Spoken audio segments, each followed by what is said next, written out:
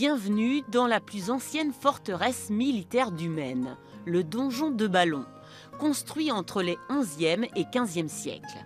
Ce joyau historique a connu quelques personnages importants.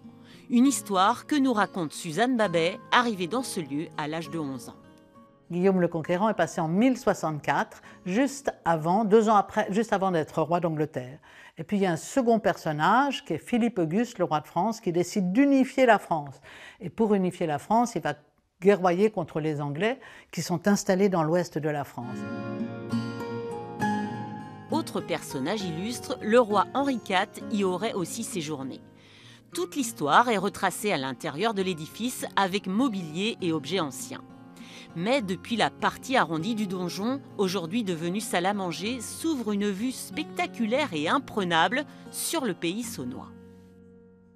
Ici, on voyait l'ennemi arriver de très loin. Donc, dès qu'on voyait l'ennemi arriver, qu'est-ce qu'on fait? On se met sur la défensive. Peut-être qu'on sonnait le tocsin ou on sonnait les cloches en disant « l'ennemi arrive ». Donc, il y avait double enceinte sur le château. Donc entre la première et la seconde enceinte, tous les villageois remontaient et venaient se protéger. La forteresse est aujourd'hui entourée de 1500 m² de jardins médiévaux et Renaissance, labellisés jardins remarquables pour ses nombreuses espèces et variétés botaniques.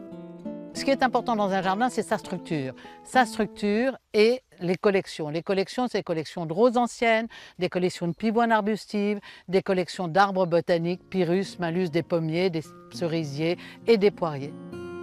Ce site classé est ouvert toute l'année aux visites. Et ce week-end, à l'occasion des Journées européennes du patrimoine, il sera animé par des combats médiévaux et des présentations d'arbres.